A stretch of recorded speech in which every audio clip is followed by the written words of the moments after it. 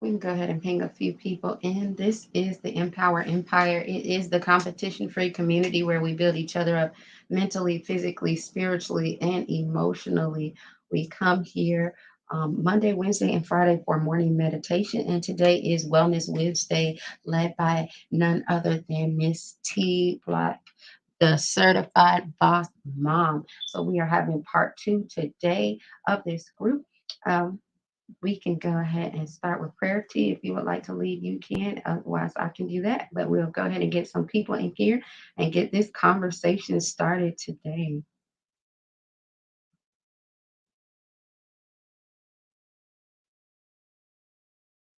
All right, God, we thank you for this opportunity to learn about our health, how to be well, how to move forward, and what you've called us to in taking care of our bodies, being wise stewards of taking care of what you are giving us and pouring into us. And God, we just thank you for this vessel teaching and instructing us in the way to care for our bodies, giving us knowledge, wisdom, and understanding on how to care for ourselves on every side of being well. It is your will that we prosper and be in good health, and so we lend our ear to this instruction today that you will be glorified in our learning. In Jesus' name, amen.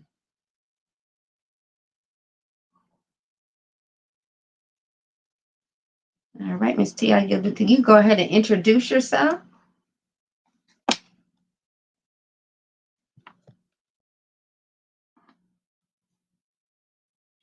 I am a mom of five, and I have certifications in many different areas. My main focus is helping mothers and single mothers overcome the challenges in their life, as far as business and balance overall.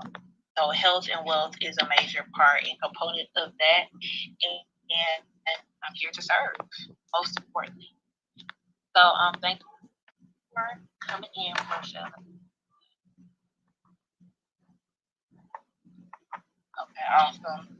So, this Wednesday is a continuation from last week because I noticed some questions that I did have in my back channel that I didn't realize were there last week. But I also wanted to just continue a little bit to give some tangible things that everyone can do in a direct roadmap to guide them into that right direction as far as what we're eating and what we're actually putting into our mouth. So the whole thing is there are culprits, and I'll put it like this: there are culprits on both sides.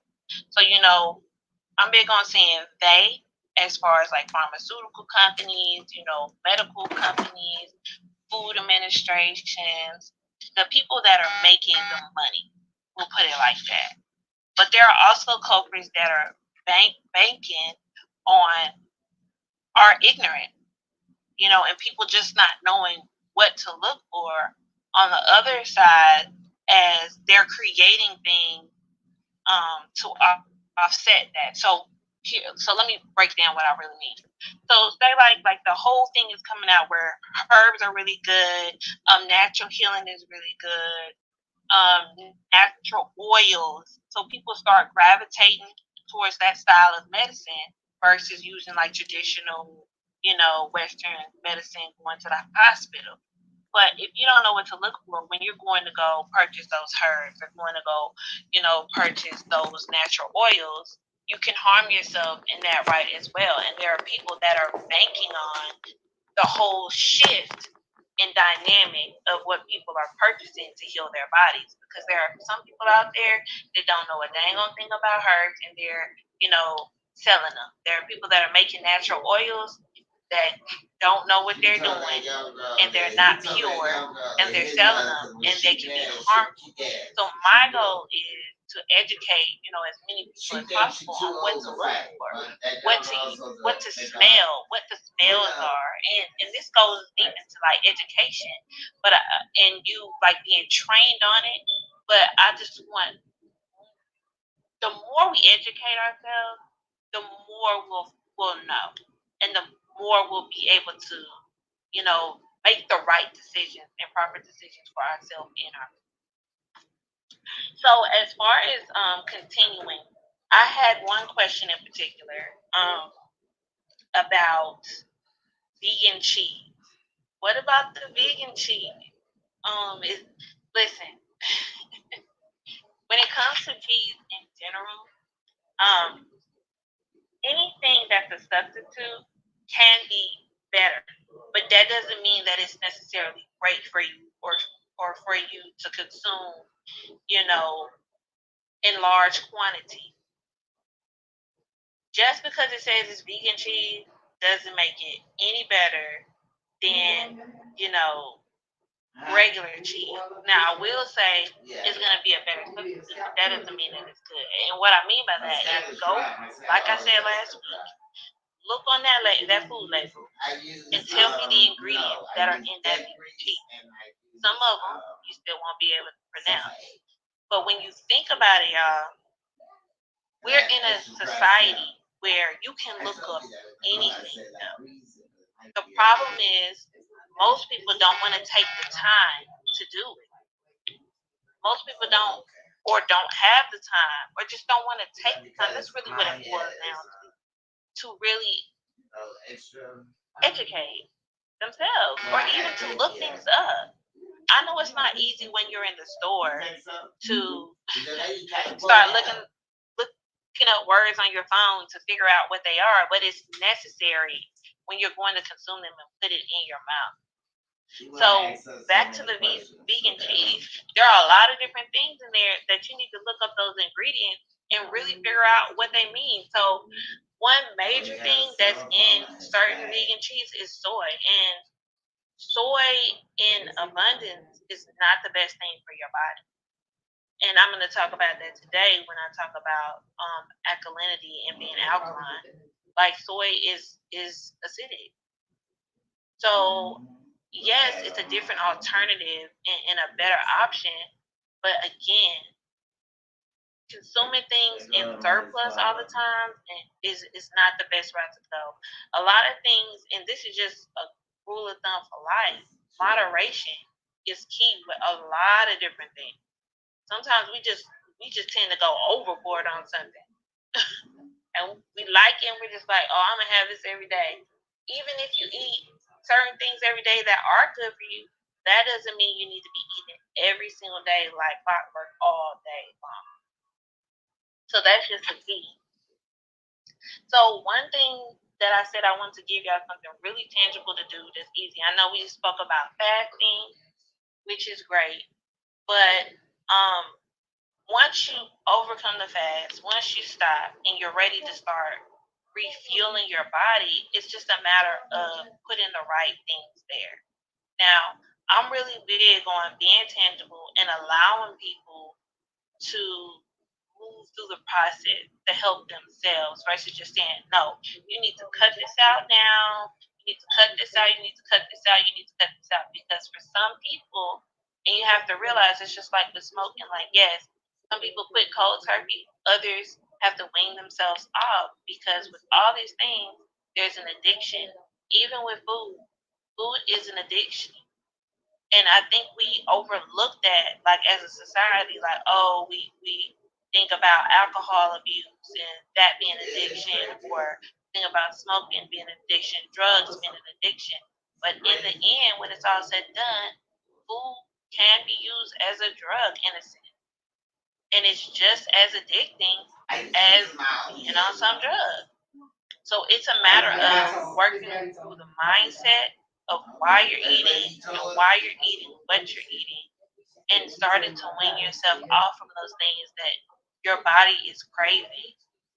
Because that's essentially that's all it is. Your body's craving it because you've been eating it all the time, nearly almost every day for your whole life, depending on your age.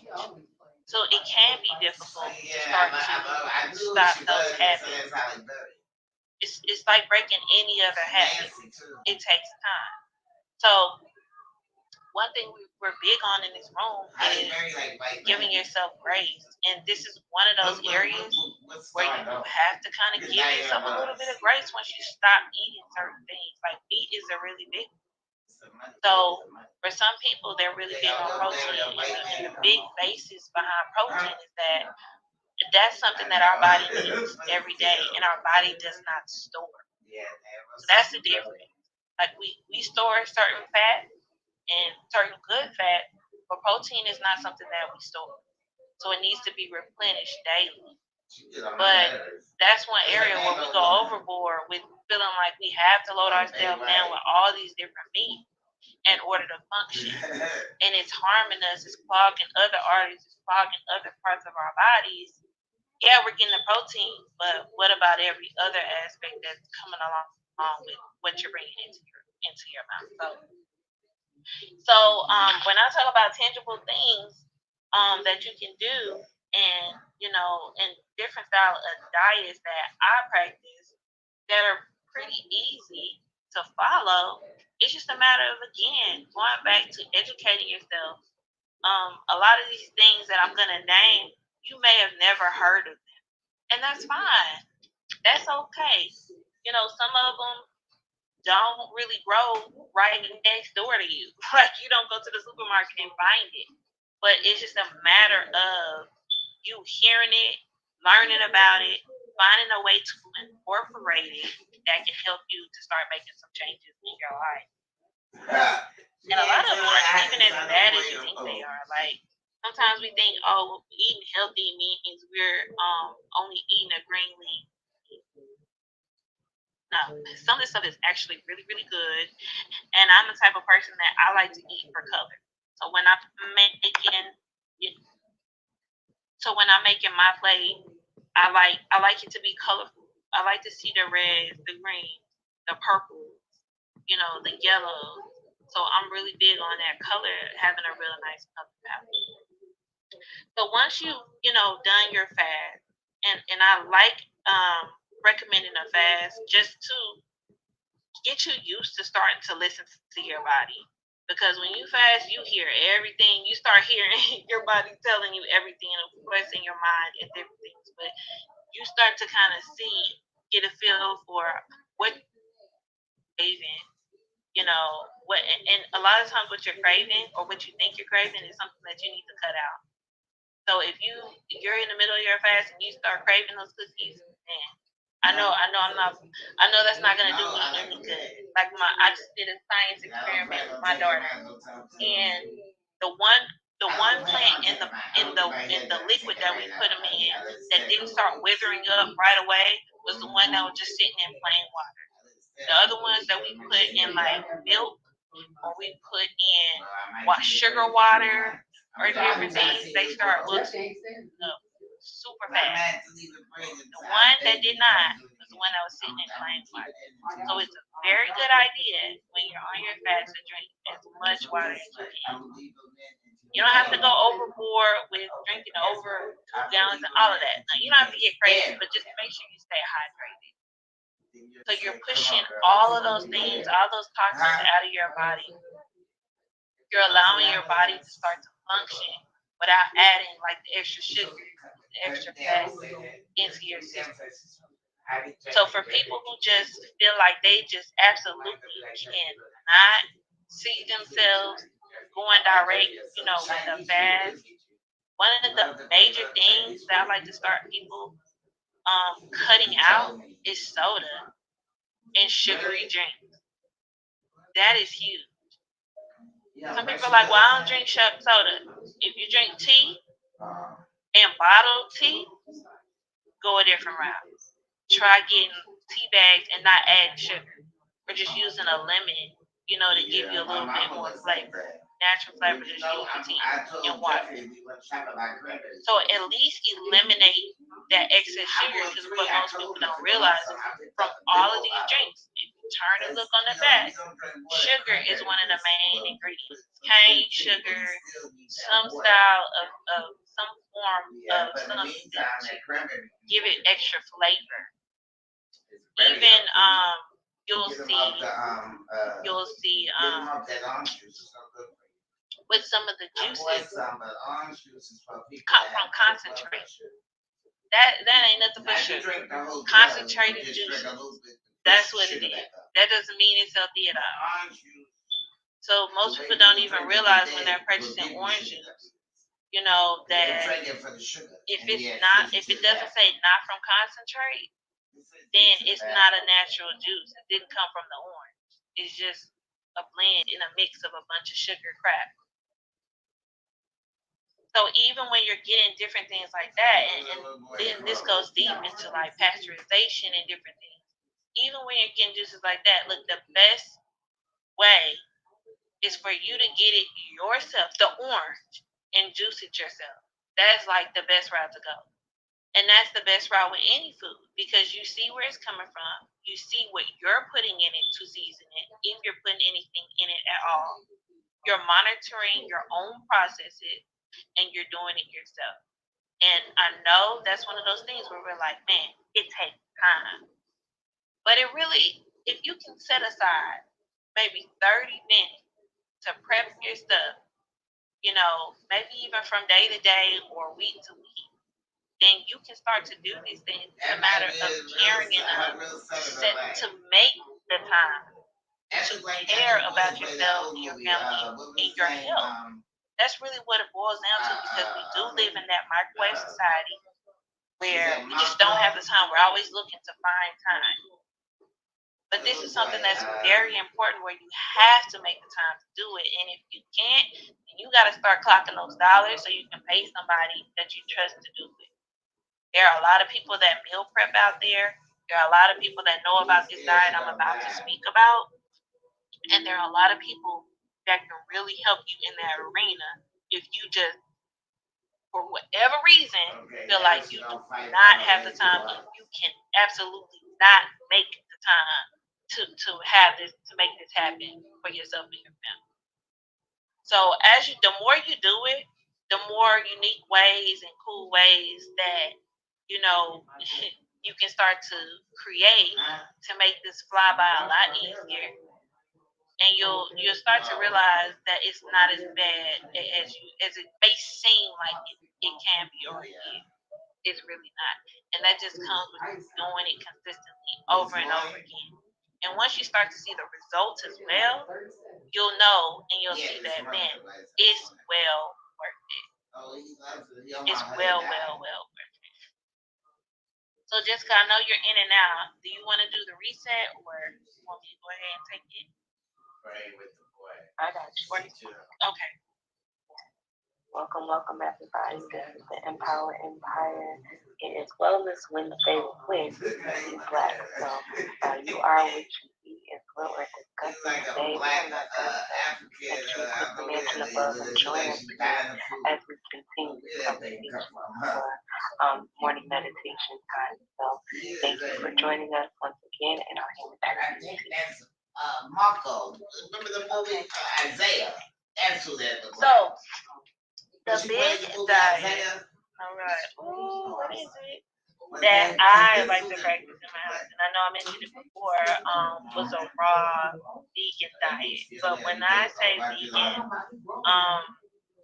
I don't just mean like I don't go into like the cheese and different things like that, but I mean alkaline vegan. That's the word that needs to be added in there.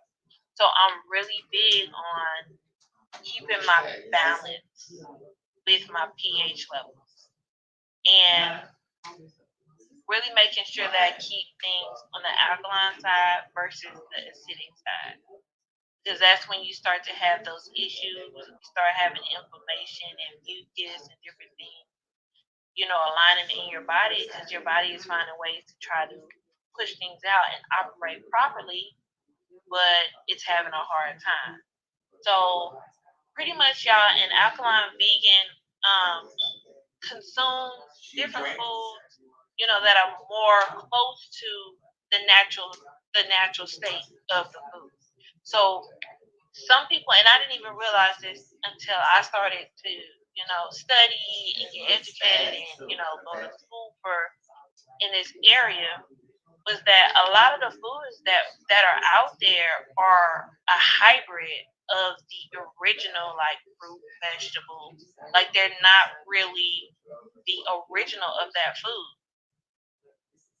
So just like what we know today and what we see, as a banana, a real banana is small, short, fat, and it has seeds. It's not this big, long, yellow thing and with nothing in the inside, and we just biting it and it's good. That's the thing. Like a lot of people don't even realize, like oranges have seeds in them, grapes have seeds in them. Like in our society, again, it's like a lot seedless grape. Like I grew up on them. Navel oranges. I grew up on those. I had no idea, the difference until it came out like, oh, certain fruits are not good for you. You don't need to eat fruit because it's too sweet. Well, it's too sweet because it's not the original. It's not coming from its natural state. It's just us creating something, growing something else that's a hybrid. That's why it's too sweet.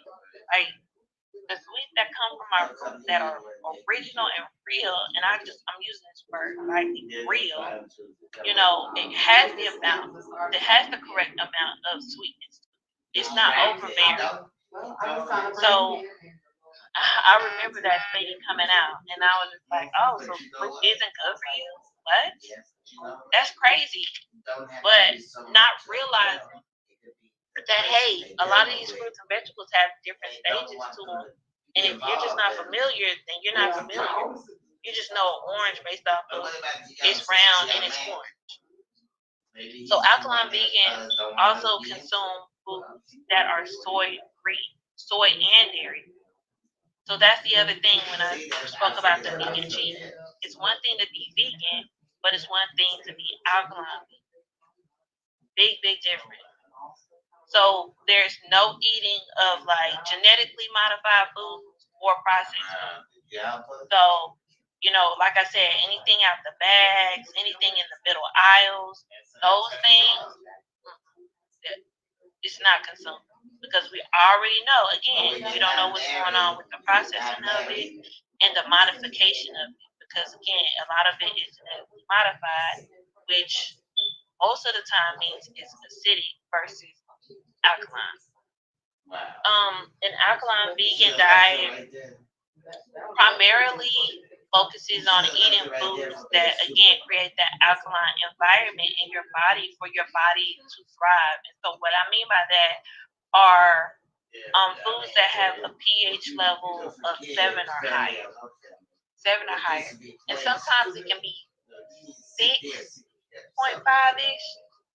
But the closer that you get to that higher pH, the better the food's gonna be. So a lot of research has pretty much proven that eating that alkaline diet allows like your body and the cells in your bodies to function like at its highest potential. And what that does, it allows it to pretty much aid against preventing disease. It aids against disease. So think about it like this: Corona's going around, right? That's the big thing I keep hearing about, the new variant and all these different things. Oh my goodness. Certain diseases can thrive and live and feed and be happy in an acidic body because it's not your body is not pushing things out to function at its highest level. So it's just like thinking about like a parasite or a tapeworm. It's in your stomach thriving on everything you're putting in it, eating away, just going in. It's alive. It's alive and well. But if your body create the environment where harmful things like that cannot live and thrive, then what is it going to do? It's going to die. Not your body, but anything that tries to come in it and attack it, it won't be able to sustain life. So I'll give you a prime example of this. There was a lady who had a brain tumor, and it was cancerous. It wasn't dormant or anything. And the one thing that she did was eliminate sugar or the main thing, I'll say the main thing. The main thing she did was eliminate sugar completely from her diet. Like she didn't eat anything that had any levels of sugar in it. And if you think about it, in our world today, she pretty much eliminated everything. Okay? Pretty much everything was gone. Because when you really look on the back of that food label, like I, told y'all to look at, you'll see sugar is pretty much in everything. Even things you don't think should be in, it's there. And so she eliminated sugar from her diet completely. So much so when she used to get a lot of cravings, like for chocolate, she would nibble on like dates or um Keiko, like not just the cocoa powder, but like different forms of like she would make her own hard chocolate from pure rich chocolate versus like the stuff that we see in the store that say milk chocolate and it has milk and all this other stuff thrown in there. No, chocolate, most people don't know that. Like chocolate, you can literally get just a real version without all the added, and it's nothing wrong with that. It's natural. She would, when she would have those cravings, boom, she would just eat some of that versus going toward or gravitate towards the ones that had everything in it. And no kidding, she went to her doctor. You do your checkups, especially, when you find that you have cancer, you're going in, and they did another survey, and her tumor had shrink down. It was almost not there anymore. And that's all from changing what she put in her mouth. So that lets you know right there just how harmful these things are that they're making out there. But like I said, it's two sides to this. Best believe it's always someone that's looking to bank on and they see the opportunity. That's what it is. The opportunity to bank on you having a lack of knowledge. And rightfully so. We all should be thinking like that as entrepreneurs. Not banking on people, but seizing opportunities. Now, I'm not big on seizing opportunities when it's going to lead people astray. I'm talking about the right opportunities, doing it the right way. So, a good way to seize an opportunity is yes, people are steering clear. Okay, people are steering clear of like genetically modified foods, right? People are steering clear of eating processed food, so they gravitate more towards alkaline food, natural oils. So me seizing the opportunity would be to, make oils the right way or educate people about herbs, the right way of healing, the right ones, not just going out here and trying to throw something together and say, hey, this works and leading people astray. But there are people that are leading people astray on both ends because they're banking on opportunity. Okay. Okay. And so the next rule of thumb for staying within the limits of being like an alkaline vegan is to eat anything, and I mentioned this last time, that has the fewest ingredients possible. The more complete and the more healthier the food that you're putting in your body. So when you steer clear of something that has a ton of ingredients in it, you're doing the right thing. Really look for something that has one ingredient, just one. There are a few things out there like you can get like date bars and different things that will have like maybe dates and a grain in it. Or better yet, you do better if you're gonna go try to buy something like that. You do better just purchasing dates and getting like the natural grains like spelt rye, and I wouldn't recommend like actually just putting that together like that, creating your own bar. But there are different things that you'll find as you start to try different things that you can put together and create your own like nut mixes. You can make your own if you're addicted to milk. We know what milk really is, pus, and there's a lot of other things in there, not just like milk. So if you find yourself congested a lot or where like stuffy nose, like asthma, people that you can hear them breathing all the time. When you eliminate milk, plays a major part in that. Just to put that out there too. So when you can help people, start to eliminate that milk or go a different direction for what they're putting in their cereals, that'll help a lot. So you can create your own nut milk. It's not difficult to do. I thought it was in the beginning. It sounds like it is, but it's really not. It's nothing more than soaking your nut and and water. Two ingredients. My sister used to use bananas, bananas and water, and that was like a sweeter style of milk. So I mean, there are so many that once you get creative and it becomes fun, the opportunities are, oh my goodness, exponential. Like you can pretty much do anything. So I'll give y'all some tangible vegetables, grains, oils, fruits, nuts, um, spices, and just and different like seasoning styles that are alkaline that maybe you have never heard of, maybe you have never thought about, that you can start to incorporate in your diet. But when you eat this way, it changes a lot of things. Okay. So for vegetables, I don't know how many of y'all have ever tried wild arugula. It has a very different flavor, but um, it's really good for you.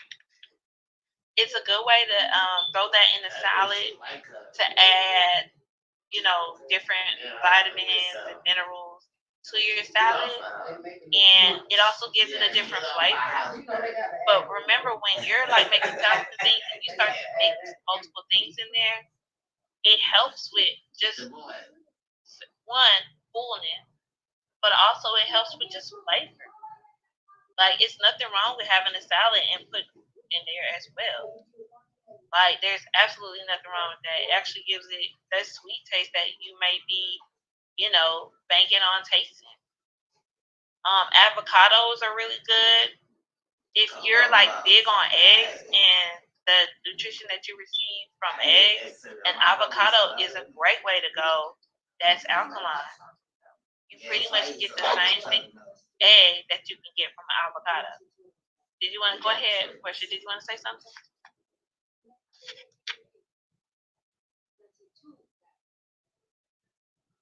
Okay. Bell peppers are really good. Cucumbers, dandelion greens, garbanzo beans, which are chickpeas, favorite beans, are so good. You can mash those up. They're really big on protein, so you can mash those up, and that's one of the things that people consider like the meat. Like you can mash those up and make like I call it fake meat, but it's really real meat, but it's not meat at all. It's beef. Um,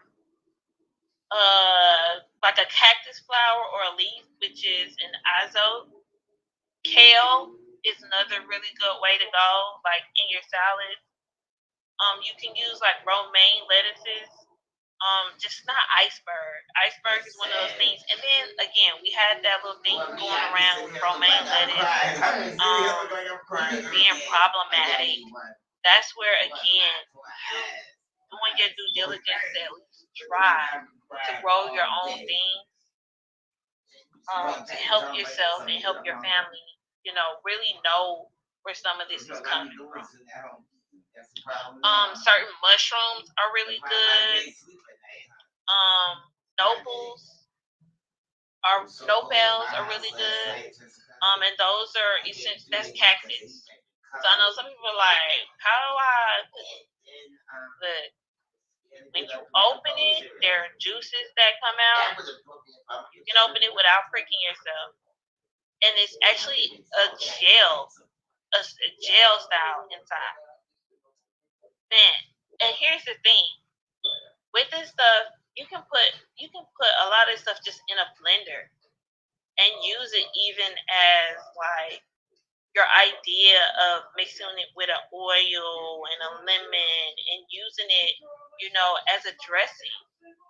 Doesn't have to be like, oh, I don't know what to do with it. Like, get creative. Get creative with some of this stuff. Okra is really good. Olives, onions, especially the red onions. Um, Sea vegetables, which are essentially um, things like nori. If you're familiar with spirulina, squash is good. Tomatoes. And tomatoes, the best ones are like cherry and plum. So the ones that the small ones, and then the plum ones where you see where you keep them, they're really small. I'll put it like that. The smallest ones, not the big ones, the huge ones that grow on a vine.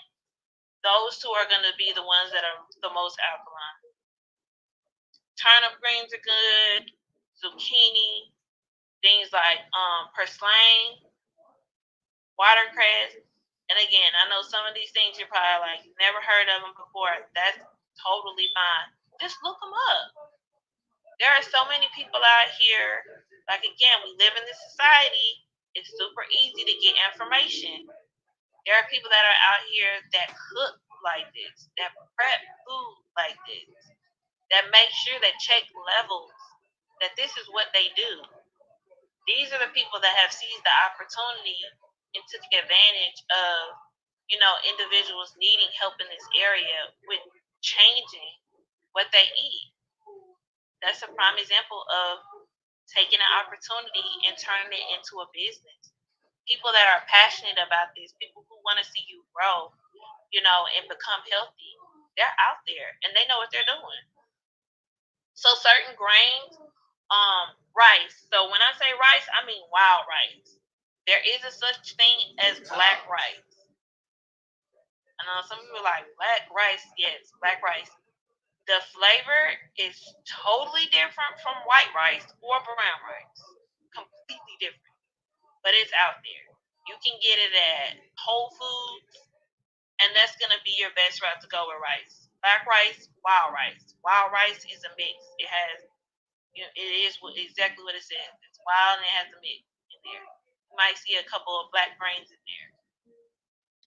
Spelt, teff, rye, quinoa. That's also one of my other like favorite. Camu, um, and amaranth. That's another one. So when I talk about grains, I like to go into, there's one bread called daily bread, and it goes back to like biblical time. These grains, and even when we talk about wheat, I don't I don't like wheat because nowadays there's so much, like we went from this whole white bread to wheat bread thing because it's healthier. But what a lot of people don't realize is it's still not healthy because the wheat is pulverized. The wheat is pulverized when you're making the breads, when they're rounding it up, when they're putting all this together. So they say, oh, whole wheat. There's someone else who banks on opportunity. Whole wheat. Everybody turn to whole wheat. But they're not telling you how unhealthy it is because it's a pulverized grain. They broke it all the way down. They tore out everything in it that made it healthy for you. And you just get the bare minimum of what's there. And bread as a whole in the store, I mean, you're looking at yeast being put into your body. That's where, I mean, and that's where you get surplus and an overload of yeast in your bodies, lady. So, I mean, this goes really, really deep. So I'm not gonna be talking for days, but when you put the right things in your body, again, you eliminate some of that excess of things that start to happen to you, especially as women, i.e., yeast infection, urinary tract infection, different things that occur. You'll start to see the differences in your menstruation and like the pains that you may have. Like you really should not be having cramping and all that, like major headaches, all that. I get the chemical, balance of things, but when you're balanced, I'm telling you, that won't happen.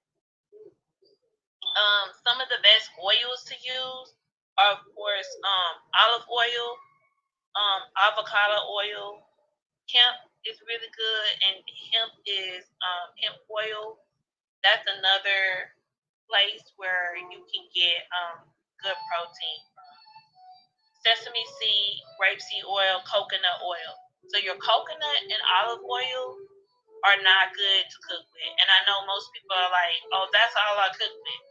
Don't cook those. I mean, if you're transitioning, by all means, go a healthier route versus vegetable oil.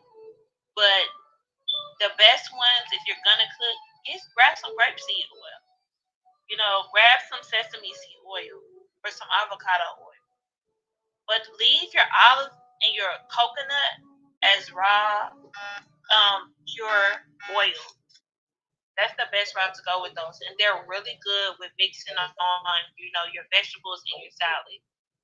So for your fruits, that of course apple, bananas, like the small bananas, or what they call like burro banana. Um, Berries are really good way to go, except cranberry. They go acidic. Cantaloupe, cherries, currants, dates, figs are really good. Seeded grapes, and when I say limes, I talk about key limes because they're small and they have the seed. If you ever get a lime or a lemon that does not have a seed in it, it's pointless. Throw it away and go make sure you get some that has seed. Seeded melon, so like your watermelon, you like to buy all this seedless watermelon. Get you a seeded watermelon. They taste the best.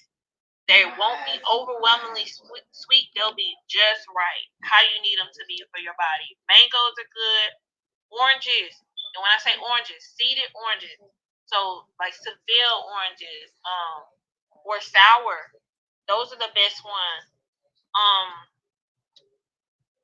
the list goes on, y'all. Plums, pears, peaches. The list goes on and on. So when we get into nut, hemp seed, walnuts are the best nuts. Tahini butter, and that's just all tahini is. It's a nut broken down into like a sauce. This oil, the tahini, like butter, is a nut broken down with an oil in it. And sometimes it doesn't have the oil; it's just a mixture of the nut being broken down. Brazil nuts and sesame seeds are really good too.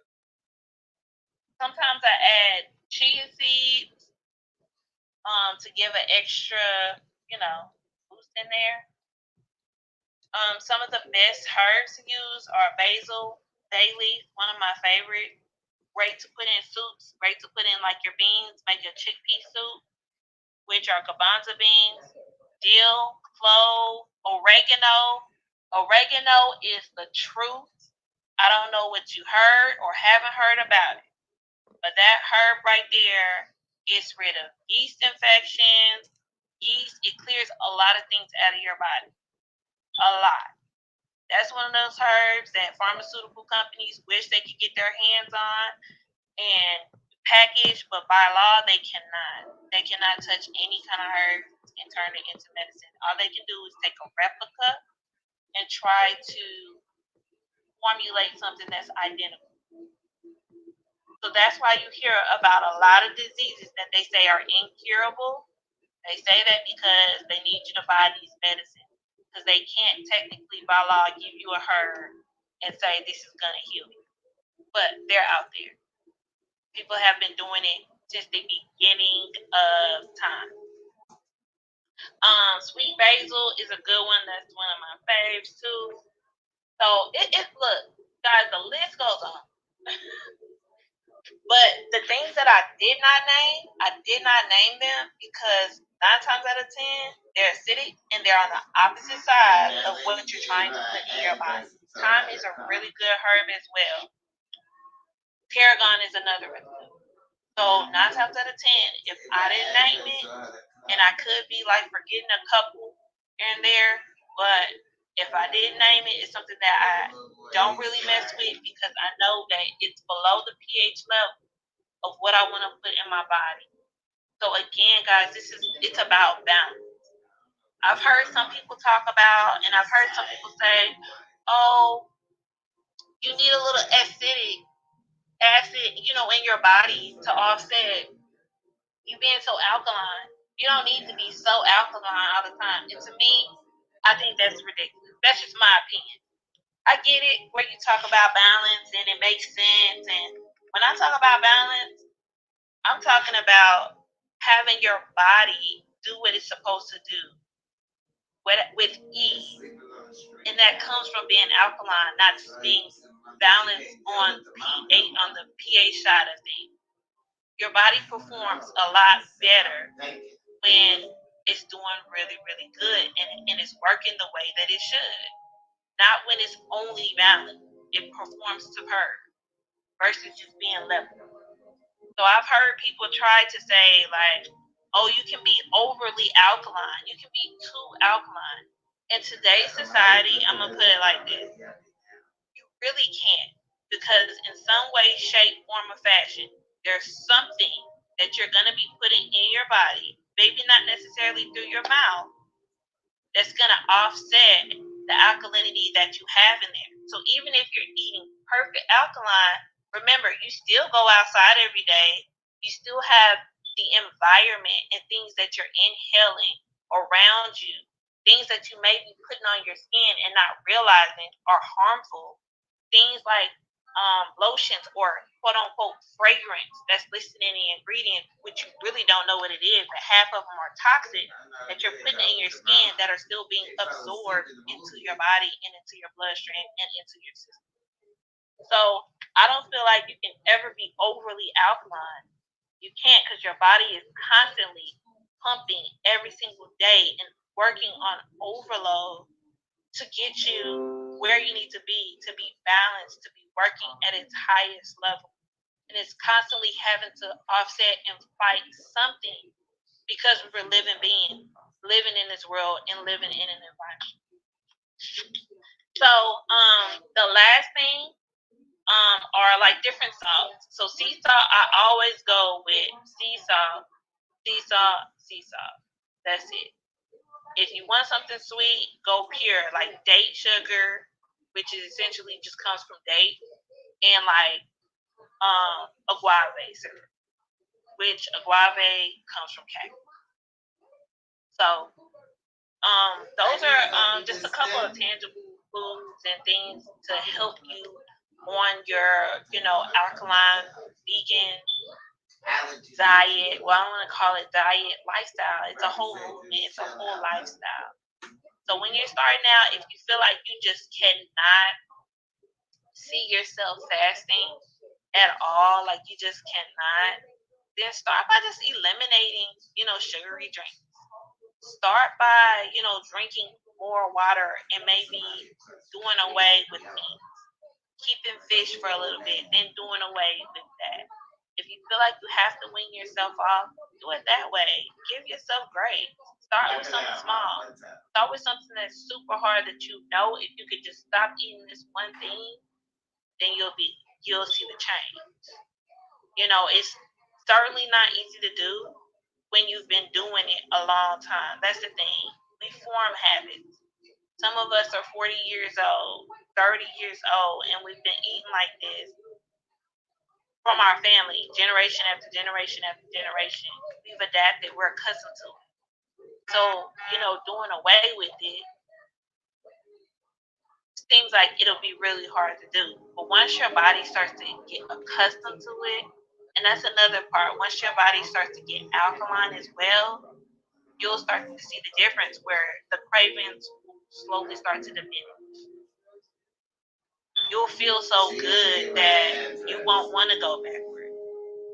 It'll be hard to go backward. You'll get to the point where, you'll wean yourself off of meat. So when meat comes around you, you're like, oh, let me try it again. Let me eat it. Your body will signal you, don't eat that. You'll start to bite it, you'll eat it, and you'll instantly get the headache. That's your body telling you, hey, this is good for you. I had a friend, like we went to go eat seafood, and he had been on a whole Mediterranean diet, and he was going in on this seafood, this crawfish. or excuse me, yeah, crawfish and crab legs. And I mean, he was dipping the meat in the sauce and like really going in. And by the end of that meal, he could not stand up. He was dizzy. He was sick. We thought he was gonna pass out. We thought we were gonna have to rush him to the hospital, and it was simply because he had started to cleanse his body, and his body was saying, "Oh no, you're not about to send us on, a high blood pressure high again. You're not about to load us down with sodium that's gonna tear us up." His body was literally going crazy, sending him signals that this is not okay. You cannot revert back to how you were. So your body will let you know. And, those are pretty much like my tangible tips. Like, the best thing you can do is just go for it. Do it. Try it. Don't even try it. Just do it. Your body will thank you later. Shoot, it might even thank you the same day.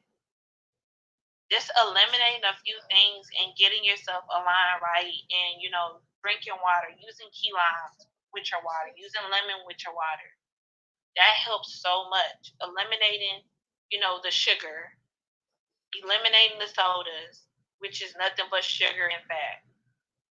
Eliminating, the things in the center aisle, chips, the things that anyway, have bugs in it and different different things that are allowed by the FDA, in our packaging. Like that's I don't think that's super hard to do, but for some people it can be. But once you start, you have to just start and dive in. And you have to start somewhere. So you can start small or you can start big. At the end of the day, it doesn't matter how you start, just start. That's the point.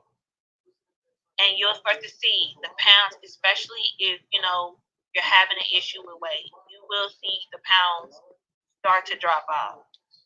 And most people are like, well, I don't want to exercise. I don't want to work out. This is something you can do that will help you to lose weight without you ever picking up a weight or going on a walk or any of that. Just by changing your eating habits, you can lose weight. Now, I don't recommend that you don't ever move or you don't ever work out. That's not what I'm saying. But what I'm telling you is a big portion of why America and our society is overweight is because of what we eat. Okay. So, does anyone have any questions or have something that they want to add to the conversation? Any testimonials or anything? Please feel free to do so at this point. 18. Sorry, I'm a little late. Okay. Sorry, y'all. So my question is, oh my gosh, if you use fresh herbs, how do you preserve them? Or do you preserve them?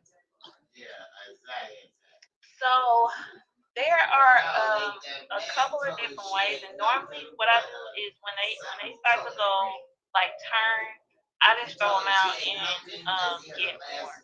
So you can dry them like when you. So some of them, like some of the herbs, they start out just fresh and a little. I use the word wet, but that's not really what I mean. I think you know what I mean. You can dry them, and that helps in a sense. And then you can also get something that's called a dehydrator. So that's gonna help to dry them up and make them last a lot longer. But I recommend people getting like the fresh herbs versus like going and getting the ones that are already broken down, like um in the spice aisle. So I really, and sometimes it's not. There's really not a whole lot that you can do to make some of this stuff last longer. That's the point of it being fresh, right? That's the thing. So it's kind of like a catch 22 because we're so used to storing food and having ways to like keep it and make it last long. But that's part of the reason why our bodies are going wrong, because we're adding all these additives and things to preserve like our food. But with herbs, like the best thing you can do is dehydrate them and dry them out and still use them in that way. But other than that, like that's pretty much all I have. Like store them in your refrigerator. And one thing you can do with greens too is never leave things like in the packaging. Take it out, clean it, dry it. Make sure everything is nice and dry. So if you start seeing it getting wet and leaking, that means it's turning, it's going bad. But keep everything as dry as possible and sealed, and it'll last a lot longer too. So that's for those herbs. If you know what I'm talking about when I say wet, I don't really mean wet like with the herbs, but coming out fresh as possible. They have a different texture to them versus them being dried out, where you can like. Does that make sense? Yeah, it does. And the drying them out piece, I've never did that, so that's something I can try. Make sure that they're dry. Thank you. So like when you get that, when you purchase your food, if you purchase or you first get everything, like never leave it in that. You know how we put them in the bag and stuff, and take everything out, clean it, dry it as dry as possible. Like matter of fact, not as dry as possible. Don't leave anything wet. Nothing should be wet, or it's not gonna last. It has to be dried, like air dried, however you want to lay it out and dry it. But make sure all your veggies are dried. She left that boy at that restaurant, so she don't want him. Jasmine, do you have something? And she gave us some money. Y'all, the app is acting funny. Actually, I didn't even know you were in here when you said sorry. I was like, huh? I didn't even see. It didn't even show up that you were here. My app is tripping. Yeah, I think Jasmine said she keeps getting kicked out too, so I don't know what's happening. They must not like it, but that's okay. So feel free if you have any further questions or just want to learn more to go in, click on my bio. You can follow me on Instagram. There's a link also in my Instagram bio where you can connect on my website and you can write me anything. There's a whole message section where you can speak to me directly. So please be sure to go that route. Don't let your questions go unanswered. Research for yourself as well. You find there's a lot of information overload, out there, and there's a lot of misinformation and false information as well. So feel free to reach out to me if you need help, on your journey as well. So if there's not any further remarks, questions, comments, we can close the room with that. Jessica, you said something. Close with that. Okay. So, yeah, I'll close the room with that. And just be sure to reach out. Make sure you're following the greenhouse at the top. This is the Empower Empire. It's a competition-free zone, ladies. And more than that, this has been a great support system for me, holding me accountable. We hold each other accountable, and just a great area, more than anything, growth and growth in the Lord. Never forget that part. God is the center of all of this, and He is making all of this possible. So, Miss Jessica McNeil is doing some amazing things. Miss Ashley Day is doing some amazing things, as well as Miss Jasmine Dash. So, go ahead, Ashley, or were you just flashing? Okay, so go ahead. No, I was just flashing at first, and then I got kicked out. So. Oh, okay. See, I didn't even see you get kicked out. So since they want us to end so bad, we're done for now. So we'll close the room with that. Thank you, Lord, for this opportunity again to speak to these amazing ladies that will hear this on a replay. The ladies that were in the room. I appreciate you using me, as a vessel to educate, to just empower and help people along their journey. Something that you're telling us to do. Get our house in order, get our minds right, get our hearts right, get our bodies right, gain balance, just get ourselves together as a whole through you and with you. And I appreciate what you do for all of us on a daily basis, on a regular basis, and just all who you are. Who you are. Oh my gosh, you are almighty, you are all powerful, and we praise you and we appreciate you. And I appreciate everyone in this room, Lord, that you sent here today. So as we go on our way for the day, Lord, keep blessing us, giving us guidance along our journey through the day and just in life, Lord.